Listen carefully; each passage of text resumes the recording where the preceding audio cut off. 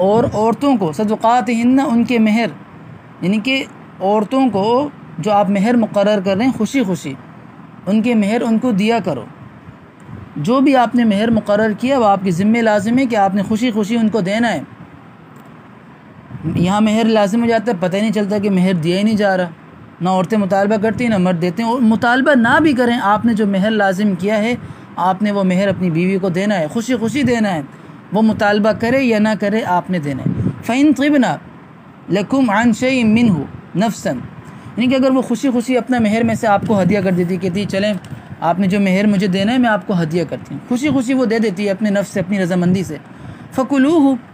تو پھر آپ اس میں سے کھا سکتے ہو، ہنیئا مریا، خوشگواری اور مزے سے۔ ہنیہ یعنی کہ مزے سے، مریا خوشگواری مزے سے، یعنی کہ اس چیز کو آپ خوشی سے کھا سکتے ہو، آپ کے لیے وہ حلال ہے اگر آپ کی بیوی وہ مہر آپ کو خوشی سے دے دے۔ لیکن یہاں ایسا نہیں ہوتا، یہاں کیا ہوتا ہے، یہاں جبراً جو ہے، یہاں جبراً ان سے حق کہتے ہیں کہ بھئی حق مہر معاف کر دو، یہ ہو وہ ہو، جبراً ہوا۔ ہاں ایک عورت خود دیکھتی ہے کہ اب گھر کے حالات ایسے ہیں، معاملات ایسے چل رہے ہیں، اور اس کے پاس سونا ہے حق مہر کا رکھا ہوا، وہ کہتی ہے چلیں یہ میں اپنی خوشی سے آپ کو آپ کی ملکیت میں دیتی ہوں، آپ یہ رکھ لیں اور اس کے مطابق آپ کریں، تو پھر آپ کے لیے اجازت ہے، کیونکہ اب وہ بیوی ظاہر سی بات ہے معاملات کو سمجھ رہی ہے، اب گھر کے معاملات سے زیادہ اس کو وہ سونا تو عزیز نہیں ہے، تو اب وہ اپنے گھر کے حالات دے کر کہتے ہیں چلیں یہ میں نے آپ کو خوشی خوشی اپنا مہر دیتی ہوں آپ کی ملکیت میں، آپ اس کو بیچیں، کوئی کاروبار کریں یا گھر کا بندوبست کریں، گھر میں راشن ڈالیں، کچھ بھی کریں۔ لیکن آج کل بیویوں کے اوپر جبر کیا جاتا ہے، ساسیں کیا کرتی ہیں، زیورات نکال کر جو بیوی کا حق ہے، جو مہر اس کا حق تھا، شوہر پر دباؤ ڈالا جاتا ہے کہ لو بھائی لو لو، یہ چیز نہیں ہے، معذرت کے ساتھ یہ خوشی اس میں نہیں آتی۔ ہاں بیوی اپنی خوشی سے دے تو وہ ایک الگ بات ہے، وہ آپ کے لیے حلال ہے، ورنہ وہ چیز آپ کے لیے حرام ہے۔ آگے جائیں، وَلَا تُؤْتُوا السُّفَهَاءَ، اور بیوقوفوں کو، اموالکم یعنی کہ اور نہ سمجھ یتیموں کو اپنے وہ مال حوالے نہ کرو،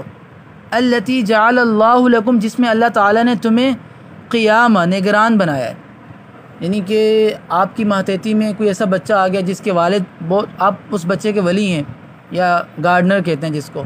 اور بہت سارا مال ہے اس بچے کا، وہ بہت ہی مطلب امیر بچہ ہے، اس کے ماں باپ مر گئے، اب وہ بچہ چھوٹا ہے، اب وہ مال آپ کے انڈر آ گیا، تو اب جب تک آپ نہیں دیکھتے کہ وہ بچہ، ظاہر سی بات ہے بھی وہ بچہ اگر آپ سارا مال اس کے انڈر دے دیں گے تو وہ اڑا دے گا، دوستوں پہ خرچ کر دے گا، تو وہ اپنے پاس رکھیں، وَارْزُقُوهُمْ فِيهَا، اور اس میں سے خرچ بھی کرتے رہیں، یعنی کہ جو مال آپ کے پاس ہے ان میں سے، یعنی کہ آپ اس کو کھلائیں، وَاكْسُوهُمْ، اس کو پہنائیں، وَقُولُوا لَهُمْ، اور ان سے مناسب انداز میں بات کریں، یعنی کہ ایک طرف تو اللہ تعالیٰ کہہ رہے ہیں کہ یتیموں کے مال کو امانت سمجھ کر انتہائی احتیاط سے کام لیں، دوسری طرف یہ بھی خیال رکھیں کہ یتیموں کو جو مطلب آپ اس وقت پیسے حوالے کریں گے جب وہ اچھی طرح سے ان کو عقل ہو، یعنی یتیموں جو آپ کے انڈر یتیم ہیں اور ان کی اچھی خاصی جائیداد آپ کے انڈر ہے، تو آپ اموال ان کی سپرد اس وقت کریں جب آپ کو یقین ہو کہ یہ اب سمجھدار ہو گئے، اب میں ان کو ان کا مال ان کے حوالے کر دوں، یہ اب خرچ کرنے کی اہلیت ان کے اندر ہیں۔ اور آگے یہ بات آیت میں آئے گی کہ آپ ان کو آزماتے رہیں کہ اس کے اندر یہ ایبیلٹی، یہ قوت یہ پیدا ہوئی ہے کہ وہ مال اس طرح صحیح طور پر خرچ کرے گا۔ اگر وہ بچہ ہے اس کے اندر بیوقوفی ہے تو وہ سارا مال آپ اس کے حوالے نہ کریں، بلکہ حسب جو خرچ ہے اس کے مطابق اس کو دیتے رہیں، اس پر خرچ کریں، اس کو پہنائیں اور اس سے اچھی طریقے سے معاملات بھی پیش کریں، ٹھیک ہے۔